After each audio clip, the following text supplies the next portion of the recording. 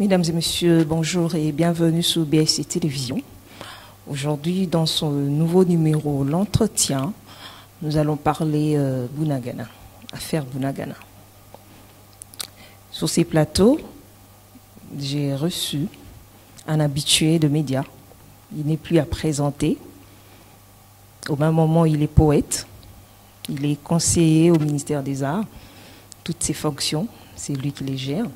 Alors, ensemble avec lui, nous allons parler Bunagana, qui est toujours sous contrôle de rebelles, le mouvement du 23 mars.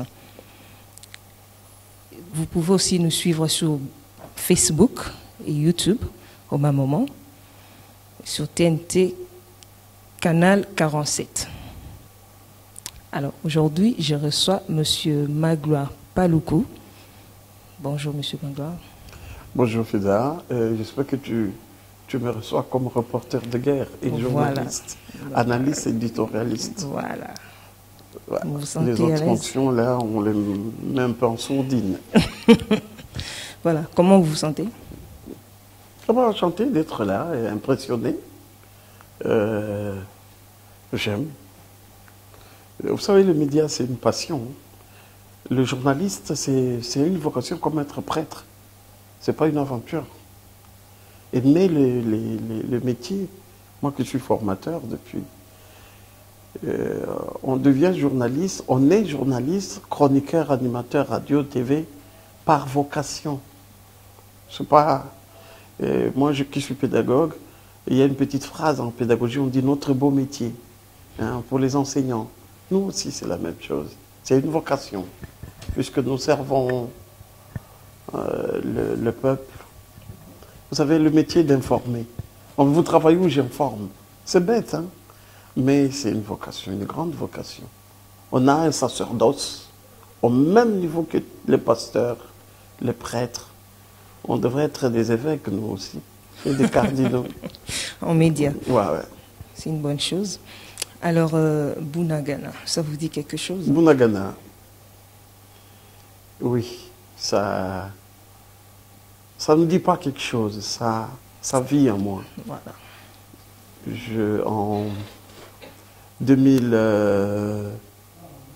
Depuis 2008 jusqu'à 2014, j'étais régulier à Bunagana, où j'ai vu beaucoup de choses.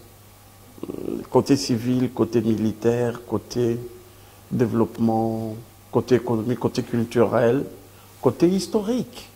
Parce que Bunagana, c'est dans les territoires de Rutshuru. Il faut voir le Nord Kivu, nous avons les territoires, je commence par le sud, le territoire de Walikale, nous avons le territoire de Nyiragongo, enfin, en venant, le territoire de Masisi, Nyiragongo, Rutshuru, dont nous parlons, hein, et puis nous avons le territoire de Lubero et de Beni, et puis la ville de Goma. Et dans les années de colonisation, quand les Belges sont venus, ils voulaient installer la capitale du Nord Kivu à Rutshuru, dans le territoire de Rutshuru. Alors après, effectivement, beaucoup sont morts de Mouchtetse et le territoire de Rutshuru qui était un no man's land, qui était un protectorat allemand. Avant 1884, cette partie était, avec toute la partie rwandaise, qui était occupée par les Allemands, et puis avec les conciliabules et la guerre, où la force publique, les policiers, ont protégé la colonie belge, et Rutshuru appartenait maintenant à la RDC. Il y a beaucoup de richesses. À Bunagana, d'abord, la frontière, c'est comme Kasumbalesa dans le Katanga. Voilà, la régie va balancer les images au même moment. Continuez. Ouais. C'est comme Kasumbalesa, c'est comme Matadi, c'est comme Kassindi. Vous avez beaucoup d'entrées. C'est la route qui traverse. Voilà. Là, c'est encore les montagnes. Nous ne sommes pas vraiment... Là, c'est la mosquée vers... je suis en train de regarder au même moment. C'est ça la beauté de ce petit studio. Alors, il y a ce qu'on appelle le castam. C'est ça. Voilà. Vous voyez, du côté droit, la RDC, du côté gauche, ça dépend de comment on regarde la télé, l'Ouganda. Mais de l'autre côté, quand on traverse cette frontière, on est déjà en Ouganda. Et là, on est de ce côté-ci, on est en RDC. Et ça s'appelle Bunagana du côté Ouganda, Bunagana du côté RDC. Et cette route conduit en Ouganda, traverse d'autres pays, comme le Kenya, Tanzanie. Vous êtes à l'océan Indien. Et toutes les marchandises qui viennent de par le monde, hein, les conteneurs qui viennent de l'Asie, du Japon, de l'Inde, de Dubaï, qui peuvent venir des États-Unis d'Amérique, passent par là. Pour arriver jusqu'au Nord Kivu. Pour arriver jusqu'à Kinshasa. Voilà. Alors, parce qu'à l'époque, toutes les belles voitures qui venaient et qu'on amenait ici à Kinshasa passaient par là. Bunagana, Kisangani. De l'autre côté aussi. Ah, okay. Merci de parler de Kisangani. Ah, voilà, c'est la même route. Ah, parce que nous sommes à 78 km de Goma, Bunagana. C'est à 78 km de Goma. Mais à 2 km de là, passe encore la nationale qui va jusqu'à Kisangani, qui te mène au Soudan, partout. Enfin, passe par d'abord Rwindi, le premier parc d'Afrique, et puis Kanyabayonga, Lubero, Butembo, Beni, vous montez Irumu, Bunia, Isiro, Kisangani, Ouatsa, Kisangani. Voilà. L'importance de ce centre, qui est un centre qui est entre 3 pays au même moment. Bunagana, la cité de Bunagana, une partie est en RDC, une partie coince le Rwanda, derrière les montagnes, et une autre partie est en Ouganda. Alors, c'est un centre névralgique qui est très important pour le business. Alors, voyons les territoires maintenant, puisque Bunagana, c'est un petit centre. Le territoire de Rutshuru, c'est un des territoires les plus riches du monde. Il y a un sol unique au monde, un minerai unique au monde, qui s'appelle le niobium. Le niobium, c'est le minerai d'un sol qui ne chauffe jamais. On pourra l'utiliser pour des coques, des fusées, pour aller explorer le soleil.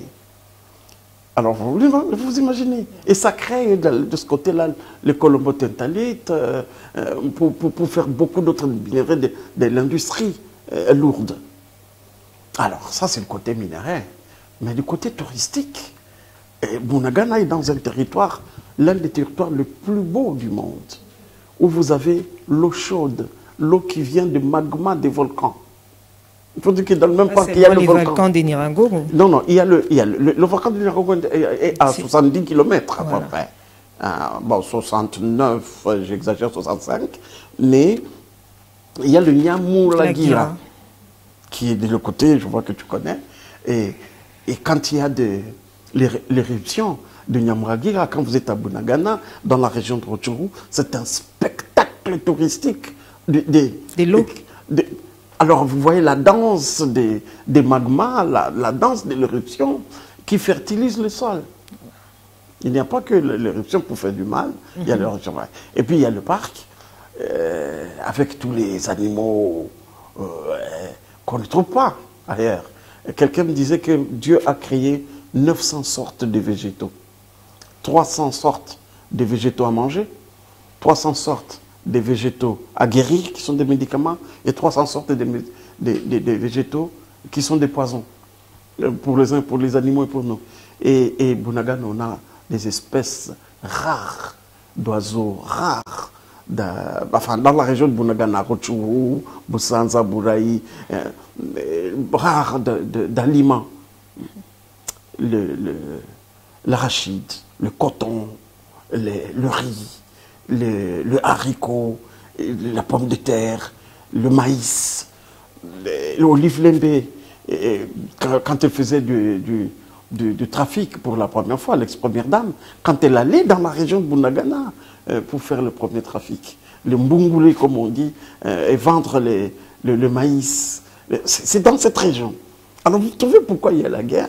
Parce que au niveau sol, au niveau sous-sol, au niveau touristique, au niveau humain, les Belges voulaient en faire la première capitale du Nord Kivu. Ça n'a pas réussi et ils ont amené la capitale à Goma. Mais le premier aéroport, l'aéroport de Goma, allait se faire à 15 km de Bunagana, à Kiwanja. C'est pour cela qu'on appelle Kiwanja, la plaine, voilà, où on avait commencé déjà. Alors, vous voyez là où on est, ce n'est pas n'importe quoi, c'est de la richesse, c'est à la fois quelque chose qui peut... C'est un pays en soi, c'est plus riche que tout, quoi. Voilà, vous comprenez. Avec les Nord Kivu, déjà toute la province est riche, hormis Bunagana. Mais pourquoi Bunagana?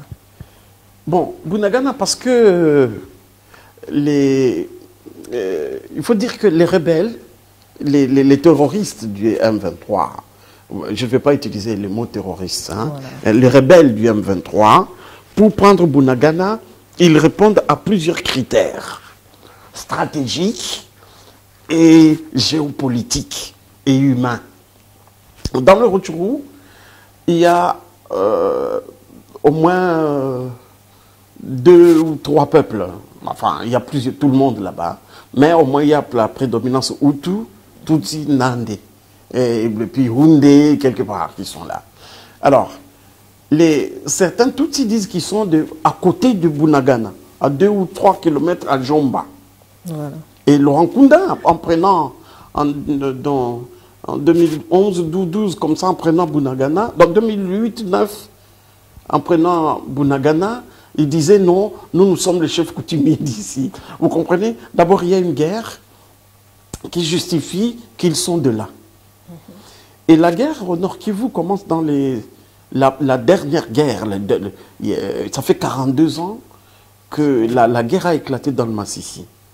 Les populations, le peuple Tutsi de Mokoto, qu'on appelle Boga de Mokoto, où on produisait le plus beau fromage du monde, qui est le même fromage que la Suisse, le fromage de Louchébéré, où tous les anciens de Mobutu, tous les riches hommes du gouvernement Mobutu avaient des plantations, avaient des fermes là-bas, dans toute la région de Massissi. Il y a des hommes qui sont assez riches, qui vont avoir au moins 5 000 têtes, 10 000 têtes de bovins. Alors, la guerre a éclaté dans les années 80 là-bas, ils se sont canardés entre eux. Et la population Tutsi a fui au Rwanda. Ils sont aujourd'hui, 42 ans après, dans un camp de Byumba. En plein capitale Kigali? À côté de quelqu'un, dans les encablures de Kigali, de la région de Kigali, pas de la capitale, mais de la région de Kigali. Dans les banlieues. Alors, les Kunda, en faisant la guerre en 2008, ils réclamaient, enfin en 2008, ils réclamaient, ils disaient, mais ça fait plusieurs années que nos parents, depuis 1980, sont partis, sont des réfugiés en Ouganda. Il faut qu'on les ramène. Et c'est le slogan du M23. Parce que ça continue, le CNDP et puis M23. Il faut qu'ils rentrent. Pourquoi vous ne voulez pas que les Tutsis rentrent dans le Massissi? Ça a créé plusieurs conférences, plusieurs conciliabules, plusieurs dialogues. Alors, ces gens revendiquent qu'ils doivent rentrer et les enfants de leurs enfants ou leurs enfants prennent les armes pour dire que nous voulons rentrer. Ce ne sont pas des Banyamulenge. Attention, les Banyamulenge sont du nord du Sud Kivu. Là, je parle du Nord Kivu. Alors, le peuple Houndé et Hutu, et Nande et tous les autres, Nyanga, ainsi de suite, disent bon, vivons ensemble. Ils ont créé même le Barza. Le Barza communautaire pour vivre ensemble. Mais les revendications restent. Et puis on dit, nous sommes minoritaires. Bon, on vous dit, vous êtes minoritaire en quoi? Pourquoi? Vous êtes minoritaire et vous avez beaucoup de généraux. Bon, c'est de suite, c'est le même slogan. Alors, le même slogan, les mots magiques. Voilà, tous ces conflits, toutes ces discussions ont commencé à créer, après la guerre de l'AFDEL de 96-97, certains se sont dit, nous n'avons pas été bien servis, Kabila Mzee, Kabila est un dictateur, on ne nous a pas donné la place. Ils sont restés, les Kunda sont restés à Kisangani, et ainsi de suite. Ils ont créé le RCD. Brassage, jumelage, ainsi de suite, qui ne continue pas. Ils disent non, nous ne sommes pas satisfaits. Nos parents sont encore dans les camps des réfugiés. Au Rwanda, à Byumba, on crée le CNDP. Bon, le CNDP, on s'accorde avec le gouvernement de Kinshasa, on dit, bon, on va vous donner ça, vous serez des généraux, vous serez ça, les parents vont rentrer. Nous sommes partis même à Biumba, moi je fais des reportages dans le camp de Biumba à l'époque. Et puis, on divise le CNDP, on écarte Kunda, on l'arrête même, en 2008, à Bunagana encore. C'est là que Kunda avait mis son QG. Et puis, le clan Bosco Taganda qui était avec Makenga, qui était... Si la régie peut balancer la photo de Makenga. Alors là, ça c'est une photo que j'ai prise moi-même, hein, la photo de Makenga qu'on va voir. Et on les sépare, ils disent, bon, c'est le 23 mars. L'accord du 23 mars à Goma, dans un hôtel. Et alors ils disent, bon, si vous ne respectez pas, comme on s'est convenu, le 23 mars, nous devenons le mouvement qui réclame le 23 mars. Alors ici, c'est Bunagana. Et celui qui est derrière Makenga, c'est le fameux, l'impoli, un garçon méchant, bandit, Kazarama. Vous vous rappelez, tout le monde se rappelle de Kazarama, le porte-parole du M23. Un garçon... Les tout premiers M23. Oui, le tout premier M23, un garçon pas poli. C'est le M23 qui a pris Goma. Et là, Makenga, là, c'est le sommet de la montagne de Bunagana. Et c'est là qu'on regarde le tout Ouganda. On peut, à partir de là, ils ont des camps et des lunettes qui regardent le Rwanda et l'entrée de tout enfin une partie de Congo pour les attaquer. Alors vous ne pouvez pas les attaquer quand ils sont sur cette montagne. Il faut que les Kinois comprennent, nous tous, que quand on prend Bunagana et qu'on est sur cette colline-là, on surveille toute la vallée. Et derrière, il y a le Rwanda et l'Ouganda. Il faut, pour les déloger de là, il faut que le Rwanda et l'Ouganda nous donnent l'entrée pour qu'on les attaque par derrière, qu'on les attaque par leur base arrière. Or, qui le nourrit? Qui le nourrit, on sait très bien, et tout le monde, je vais le suivre encore le Premier ministre, qui a accusé le Rwanda. Alors, maintenant, pourquoi, tu peux me demander, pourquoi le Makenga ne parle pas? Pourquoi le M23 n'a pas une direction politique connue? Tous ces petits messieurs-là sont chassés de l'armée par Joseph Kabila depuis. Ils sont, bon, je dirais un autre terme, ils sont excommuniés, ils sont rayés de l'armée. Donc ils ne peuvent pas dire, Makenga s'était autoproclamé d'ailleurs en général, oui. C'est faux. Même comme Kazarama, il est devenu colonel, c'est vrai, à un moment donné quand même, c'était dans l'unité normale. Voilà, on est parti de Kokalan.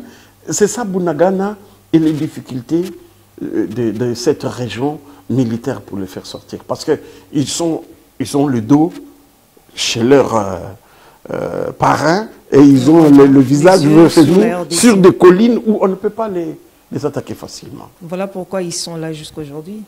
Peut-être qu'ils sont là jusqu'aujourd'hui parce qu'ils ne savent pas continuer la guerre. Oui, c'est des petits messieurs qui, sans l'aide extérieure, ils ne peuvent pas réussir. Les Makenga, il ne peut pas réussir la guerre. Lui, il ne peut pas avoir l'argent même pour faire la guerre. Même s'il reste à Bunagana où c'est riche, il ne peut pas réussir. C'est vraiment difficile. La guerre, ça coûte cher. C'est d'État à État. Mais ils ont de l'aide, ils reçoivent l'aide. C'est pour cela que je dis, sans aide, ils ne peuvent pas. Alors je pense tellement qu'on a dénoncé le Rwanda, la guerre s'enlise à Bunagana, ils ne savent pas continuer, sinon ils auraient déjà pris retour au centre. Hein. Retour au centre, c'est 10 km, 20 km de là, du Bunagana, c'est pas loin.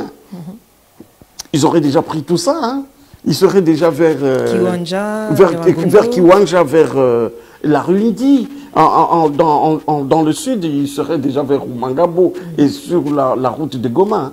Mais ils se mettent là pour recevoir, c'est sûr, de l'aide en argent et pour faire pour profiter même de l'argent de la frontière et à aller continuer leur business macabre de pillage. Voilà. Mais qui constitue aujourd'hui le deuxième M23? Le deuxième M23 est la conséquence positive des négociations de Kampala. Rappelez-vous, avec le premier M23, qui était dirigé jusque-là par un consortium, je veux dire, hein, il y avait Bosco Taganda, Makenga, il y avait Roniga, le pasteur Roniga, il y avait tous les autres, Bertrand Bissimois, il y avait Rochogoza, un ancien ministre de la Justice au gouvernement du Nord Kivu, qui étaient des vrais pions du M23, qui ont négocié pendant une année et demie avec le gouvernement Kinshasa à Mouniogno. Alors, pendant qu'ils prenaient Tchanzu, je pense que je vous ai amené aussi la photo de Tchanzu. On va balancer l'image, quand on a pris Tchanzu, quand on a frappé le M23 à Tchanzu, à Kampala, le M23 s'est divisé. D'abord, le M23 avait peur de se montrer avec Taganda qui était recherché par la communauté internationale. Et on ne pouvait pas chaque fois s'afficher avec un général qui avait commis tous les crimes du monde, qui était recherché par la haie. Et Makenga l'a éloigné. Et Makenga a fait un autre camp, lui, Makenga et Bertrand Bissimois. Le M23 s'est encore divisé. Il y a eu un autre M23 qui est devenu camp de la patrie, qui sont devenus un parti politique SSP, je pense, avec Roniga, et sont partis au Rwanda. Et il y a eu camp de la patrie avec les Kambasungeve, Sendougou Museveni. Ils ont fait le M23 camp de la patrie. Et eux sont rentrés au Congo. Le M23 à Kampala, c'était scindé en 3 ou 4 groupes. Alors, ceux qui sont restés à Kampala, hypocritement, ont été aidés par Kampala. C'est le camp Taganda, Makenga et Bertrand Bissimois. Ils se sont tapés au nord de Goma, aux 3 antennes, les 2 M23, et Makenga a fait fuir, a gagné la guerre contre Taganda. Taganda a échoué la guerre, il a fui jusqu'à Kigali et s'est donné, se rendre dans une ambassade et aller à La Haye. Donc le M23 de Bosco Taganda s'est perdu, mais ils sont restés au Rwanda. Alors leurs militaires devraient être repris, ramenés au Congo. On a fait plusieurs réunions pour les prendre de là, on les a fait semblant de les démobiliser. Pendant ce temps, pendant 2 ou 3 ans, 4 ans, ils se sont réformés. Ceux qui sont restés à Kampala sont rentrés dans les montagnes qu'on a montrées au début ici, de l'Ouganda, ils ont commencé à attaquer. Et jusqu'à aujourd'hui, revendiqués officiellement par le Rwanda. Alors la question, comment ceux qui sont restés à Kampala, gardés à Kampala, sont aujourd'hui aidés par le Rwanda? Donc le Kampala et Kigali, c'est la même, c'est bonnet blanc, blanc, bonnet. Voilà. Et ceux qui sont au Rwanda? Ceux qui sont au Rwanda se sont séparés quand même. Il y a eu le camp du pasteur Roniga. Puis eux sont devenus un parti politique. Il est pasteur parce qu'il dirigeait toute une église. Un grand pasteur. Enfin, je crois qu'il faisait des miracles au nom d'un Dieu. Alors, les églises de réveil, comme d'habitude. Il ne rate rien au Congo. Hein. Il ne rate rien au Congo. Peut-être cette émission est en train de l'enregistrer. Et au moins, ils ont créé le SSP. SP. C'est un parti politique. Accepté au Congo. Hein. Accepté. Eux sont là, ils se taisent. Mais sur le M23, maintenant, comme on appelle un tout petit peu un fantôme, entre ceux qui étaient restés à Kampala et Kigali, qui font encore, au Rwanda, qui font encore une union pour attaquer le Congo. Voilà. Et bizarre. Ils revendiquent qu'ils sont Banyamulenge. Finalement, ils revendiquent quoi? Je pense que j'ai suivi une émission, même des grands journalistes ici à Kinshasa, quand ils parlent de M23, ils parlent de Banyamulenge. Non, je pense qu'il faut... c'est vrai, il peut y avoir quelques Banyamulenge dans le M23, oui, mais ne mélangeons pas des choses. Hein. Les Banyamulenge sont loin dans le sud de Kivu, sur les montagnes. Ils adorent les montagnes. Oui, dans le Minembwe là-bas. Tandis que les M23 au nord, Bunagana, c'est vraiment, il ne faut pas parler de Banyamulenge en ce moment. Sinon, on va faire la confusion entre le groupe Goumino et on ne va pas comprendre très bien notre histoire.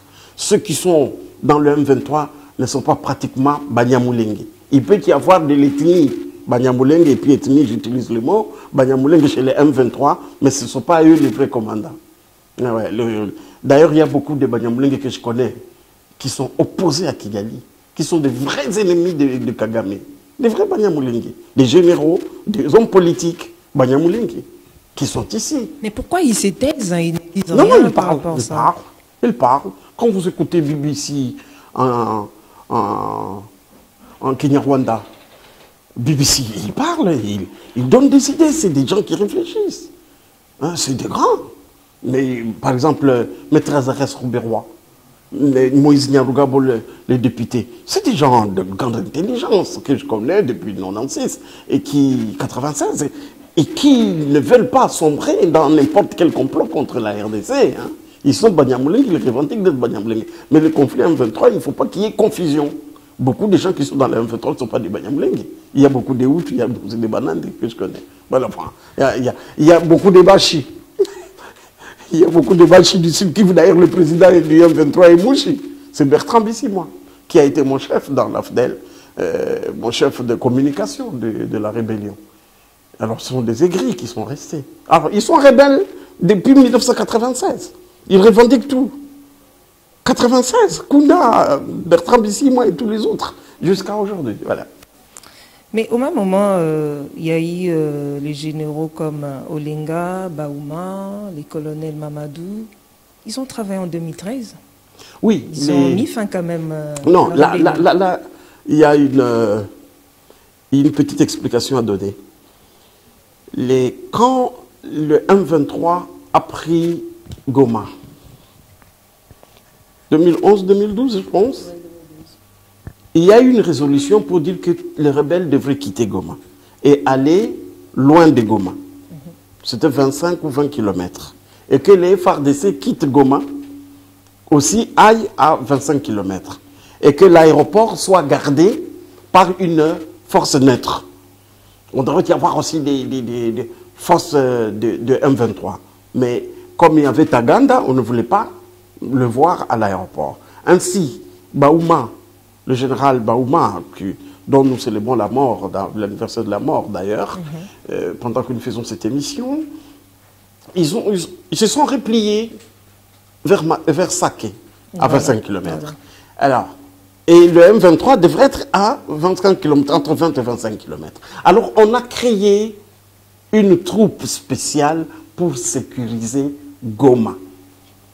On a pris parmi les vaillants combattants formés par les Chinois, les Américains, à Kindu et les Français, et on a pris la troupe la plus célèbre, hein, entre guillemets la plus célèbre, c'est la brigade de Mamadou Ndala, du colonel Mamadou Ndala. C'est cette troupe qui a été envoyée à Goma pour sécuriser Goma, que le M23 ne rentre dedans, ne rentre pas dans la ville. C'est ainsi qu'effectivement, Mamadou a été célèbre en sécurisant la ville de Goma, en rassurant tous les jours la population. Ils ne vont pas rentrer. C'est pour cela qu'il a été célèbre. Mais pendant ce temps que la guerre était aux alentours, c'était contre le M23 à l'époque. Le M23 a été vaincu à Tchanzu. Et puis, on a donné une seconde mission maintenant à Baouma, le général Baouma, pour aller combattre les ADF. C'est en ce moment que, à Béni, le général Baouma rentre en action et moi, je deviens porte-parole médiatique civile à côté du vrai porte-parole militaire qui était le colonel Olivier Amouli. Et nous sommes partis à Béni jusqu'à ce qu'il est arrivé à chasser les ADF de Béni jusqu'à Kamango. En moins de 6 mois, le général Baouma, malheureusement, le destin a décidé autrement. Voilà l'intrus qu'il faut expliquer chaque fois qu'on parle de cette guerre-là. Mais ici, Bunagana, c'est autre chose que les ADF. Ce ne sont pas les ADF qui sont à Bunagana, c'est une agression. Ce sont des pantins du Rwanda, des acolytes du Rwanda, à qui on dit par exemple, aujourd'hui ils disent mauvaise gouvernance. Enfin, c'est mauvaise gouvernance de Joseph Kabila, c'est mauvaise gouvernance de M. Kabila et mauvaise gouvernance de Fachi. Alors, après Fachi, le président, son excellence Félix Tshisekedi, il y aura un autre président. S'ils ne sont pas satisfaits, ils diront la même chose. Mauvaise gouvernance. Enfin, à un moment donné, le mensonge, on ne peut plus le peindre. Mais comment faire pour libérer Bunagana? Alors, je voudrais qu'on montre la photo de Tchanzu. La régie va balancer l'image. Pour expliquer la zone où se passe la guerre. Là où il y a la montagne. Il y a beaucoup de montagnes.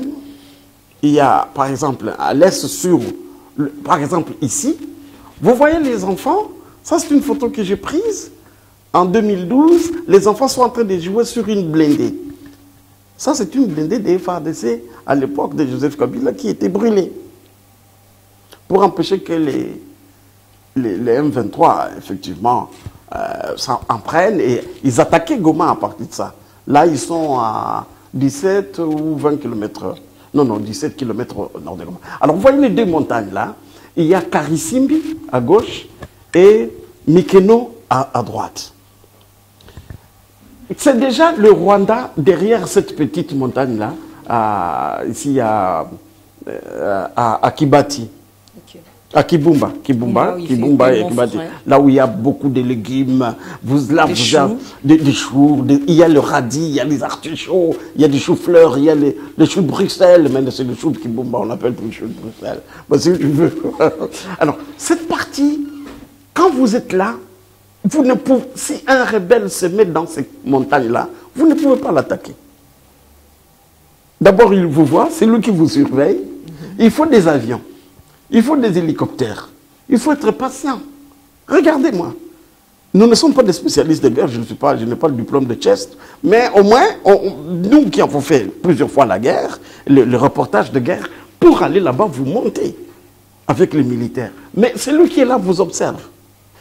Ça, c'est un peu au sud. Mais au nord, maintenant, en face de Bunagana, c'est là où je suis arrivé quand on a attaqué Bunagana. C'est des tactiques militaires que j'ignore pour qu'on les attaque de là. Alors, il faut l'infiltration. La pomme orange, comme Joseph Kabila l'avait créé. La pomme orange. Ça veut dire, on renvoie les militaires dans une pomme pour qu'ils connaissent, qu'ils grandissent et pourrissent avec la pomme. Le général Baoum avait déjà expliqué cette tactique.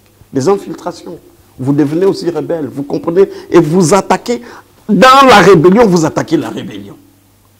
C'est comme ça que ça s'est passé. C'est pour cela que la victoire des Tchanzu, c'est le très haut niveau. Enfin, moi je dis ce que j'ai entendu, ce que j'ai vu et ce que j'ai reporté. Ce que vous avez vécu. Oui. Alors, pour là-bas, j'ai vu de voir la photo, derrière cette montagne de Tchanzu, sous cette montagne, c'est là où les M23 ont créé des caves et des caves pour faire une guerre pendant plus de 20 ans, voilà. Là-bas. Pour arriver au sommet, là-bas, quelqu'un qui est là, vous allez le déloger comment? Il faut dire merci aux FARDC, en envoyant militaires, qui font des calculs. J'ai vu le général Baouma dessiner la guerre. Il dessine sur des grosses cartes, des maps, pour dire on attaque par ici, on infiltre par là, on provoque par ici. C'est vraiment scientifique la guerre. Je ne peux pas imaginer pour le faire sortir de là. Et ce n'est pas une question civile. Ce n'est pas une question entre journalistes, entre toi et moi. C'est une question militaire que je ne peux pas justifier. Moi, je montre, j'explique seulement les bribes d'informations que les militaires nous donnent. Mais les FARDC, pour faire ça, c'est des gens qui font des tranches, qui sont dans les tranchées. C'est des gens qui passent la nuit dehors.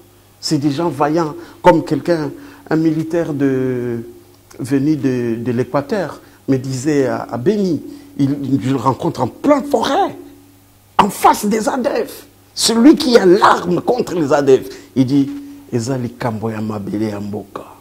Et il prend la terre comme ça. Quel courage, quelle bravoure. Et je pense que les VADC, c'est une armée de très haut niveau. C'est une armée des gens. Je vois des soldats, quand tu te parles du pays, ils méritent tout que nous, les civils. D'abord, c'est l'obéissance, un point. Mais nous savons critiquer. Oui, beaucoup de gens critiquent. Un FARDC des rangs normaux, il faut respecter. En voyant un FARDC passer là-bas au front, ou qui vient du front, il faut le saluer avec honneur. Certains civils, à Béni par exemple, n'hésitent pas de leur amener à boire. Hein, pour dire vraiment, on ne peut pas supporter ça. On ne peut pas supporter que de vivre ça tous les jours, des tueries. Et vous savez, à Beni, contrairement à Bunagana, le territoire Beni, Irumu, là, on laboure les gens. On ne tue pas comme on tue dans l'arme classique, avec le M23. Là, on prend quelqu'un, on tue quelqu'un avec une houe, avec des massues, avec une machette. Et ce n'est pas comme ça, qu'on a confié Balamoko. Non, on fait une cérémonie. On te coupe l'oreille, on te... Pièce par pièce. On te dépièce, on enlève la langue, puis on t'observe souffrir. On coupe le nez, on t'inventre, on te voit jusqu'à ce que tu crèves. C'est ça. C'est cérémonial. Quand on coupe la tête, ils font des prières avant de couper la tête. D'abord, imaginez-vous quand on va décapiter quelqu'un avec un couteau de baïonnette. C'est-à-dire, on coupe comme ça, comme on coupe ce sont des sauvages. Ce n'est pas une sauvagerie, il faut trouver un autre nom. Et ils sont en train de prier. Ils ont des prières spéciales pour ça. Alors imagine-toi un être humain qu'on est en train de couper la gorge, il sent, non? Il n'y a pas d'anesthésie. Jusqu'à ce que la tête arrive là, mais il a souffert combien de fois? Il a souffert à quelle intensité? C'est comme ça qu'il faut voir les tueries de Beni. Où on arrive chez vous, on met du feu, on vous empêche de pleurer et de fuir. Vous voulez pleurer, poum, on vous tue. C'est atroce. Je pense qu'il faut le voir autrement. Le peuple devrait être très sensibilisé. C'est... Ben peut-être parce que ce sont des choses qu'on ne montre pas dans les médias. Justement, on ne peut pas regarder ça. Voilà pourquoi c'est difficile. Vous n'êtes pas capable. Personne ne pourra comprendre. Même en filmant ça, on ne peut pas. C'est très difficile. En 2 minutes, je vais vous raconter une anecdote. Nous chutons déjà. Le général Baouma me voit venir, je viens filmer, je place mes trépieds là, il est à côté de moi, il me regarde. Il me touche un autre général, il regarde le colonel Amouli. Il dit, directeur Bokomo Nakokim. Je viens, je suis enthousiaste. Hein? Mon filmé général, toi attaqué. On dirait que je suis militaire. Alors il me regarde, il dit, tu es venu avec des cotons pour les oreilles? Je dis non. Alors dans un instant, il faut commencer à crier. Je dis, je veux crier pourquoi? Il dit, il faut crier. On charge l'orgue de Staline de 24 tubes. Tiens, je suis en train de voir, gros plan, je stoppe. La première bombe est partie, je suis tombé. Je suis tombé. J'ai raté le son, j'ai raté le plan. Une bombe seulement, d'orgue de Staline, 24 tubes. Je suis tombé. Alors, eux, ils envoient jusqu'à 40 tubes par jour. Ils crient, ils sautent, ils savent tester, ils ont des appareils de précision. Rien que là, cette anecdote, ça vous explique que la guerre n'est pas un truc d'enfant. Voilà. Tu me regardes, hein? Je suis en train de m'imaginer. Non, mais c'est lourd. Sur le terrain. Au front, c'est pas facile. Les FARDC souffrent. Voilà. Maintenant, les militaires qui font le corps à corps avec les ADF. Les ADF sont des sauvages. Ils se battent avec des pièges pour singes, pièges pour éléphants. Vous dites que ça vous prend sur le pied. Bam, vous êtes... c'est des fers à béton qui vous traversent. Alors, le M23, comme disait la MONUSCO, ils ont des armes sophistiquées que nous. Mais ça, c'est dégueulasse. C'est pire de dire ça. Même s'ils ont ça, on devrait savoir, ils ont acheté ça avec quel argent? Au moment où ils ne sont pas organisés. Or, dans certains pays, dans certaines usines, dans certaines organisations, on ne peut pas vendre n'importe quelle arme à une rébellion si ce n'est pas l'État. Donc c'est d'État à État qu'on vend certaines armes. Donc si vous avez des armes au-delà de, je ne sais pas, j'imagine, 250 mm, vous devez être un gouvernement pour aller acheter cette arme-là. Et si vous êtes une rébellion et que vous avez cette arme, ça veut dire qu'il y a un gouvernement qui vous a donné cette arme. Au cas de Bunagana, nous comprenons ce qui se passe. C'est ainsi que la population de Bunagana, qu'on est en train de pousser à devenir réfugiés en Ouganda, elle est forte.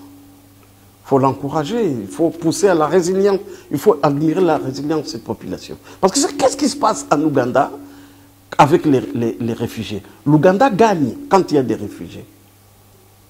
Parce qu'il y a des organisations qui aident les réfugiés. Et beaucoup d'ONG à Goma, à l'époque, jusque dans le Rutshuru, font des business sur les déplacés de guerre internes. Plus vous devenez déplacés de guerre interne, plus ils ont de l'argent. Ils vous comptabilisent comme des bêtes. Non, on va construire ici des tentes et eux gagnent. Et ça, c'est dramatique, ce qu'on fait en Ouganda. On vous prend, on vous donne à chacun où, allez là-bas, et on vous comptabilise. Et l'aide vient pour les réfugiés, c'est l'État qui gagne. Voilà que nous perdons et nous sommes victimes dans tous les sens. Je voudrais que le M23 réponde cela un jour. Je ne sais pas où est parti l'Organisation des droits de l'homme à Cage, où est parti le Human Rights Watch. Je ne sais pas où sont partis toutes ces ONG-là, qui à l'époque de Kabila multipliaient de communiqués tous les jours. Maintenant, aujourd'hui, au niveau humanitaire, tout le monde se tait. Pendant qu'il y a un drame qui est là. Depuis 2007, ces gens ont des comptabilités énormes. Si Bosco Tagande était à La Haye, il faut compter tous les massacres de ces gens du M23. C'est des militaires connus, c'est pour cela qu'ils ne se montrent pas. Ils choisissent des porte-paroles qui disparaissent du lendemain, et comme ça, parce qu'eux se cachent derrière. Mais il faut les punir. Ils seront comptables quand même. On ne peut pas faire toute sa vie la rébellion, c'est quoi? Je termine en disant ceci, une autre anecdote. Mon ami Bertrand Bissy, moi, qui est président du M23, on a commencé dans l'AFDEL ensemble. C'est nous qui faisions toutes les informations de la rébellion de l'AFDEL. Avec lui. Le reportage. On suivait tous les rebelles partout. Moussé Kabila, on suivait partout. Tous les généraux du M23. Pardon, de l'AFDEL. On le suivait, lui et moi, et tous les politiciens, les commissaires généraux, comme on les appelait. Et puis les RSA qui s'engagent. Nous, on est venus partout, Kenge, jusqu'ici. Ils restent là, ils complotent avec Laurent Kunda. Ils font le RCD, Goma. Après, ils ne sont pas satisfaits, ils font le CNDP. Après, ils ne sont pas satisfaits, ils font le M23. Mais quand est-ce qu'ils seront satisfaits? Ils font encore le M23 bis. C'est dommage. Mais venez, monsieur. Quittez ça. Nous aussi, on n'a pas été servis. Parce que je n'ai pas été ministre sous Moussé Kabila. Mais ce n'est pas pour autant que je dois prendre les armes comme mon pays. Merci beaucoup, M. Paluku, d'avoir répondu à notre invitation. C'est moi qui dis merci. J'espère que votre invitation a été importante pour nous d'expliquer ce drame de l'Est, que tout le monde connaît, mais il y a des nuances qu'il faut ajouter et continuer à sensibiliser qu'il y a un drame. On n'est pas dans le bruit, on est dans la guerre. Merci beaucoup. C'est moi. Voilà, c'est la fin de l'entretien. Merci pour votre attention. À la prochaine. Au revoir.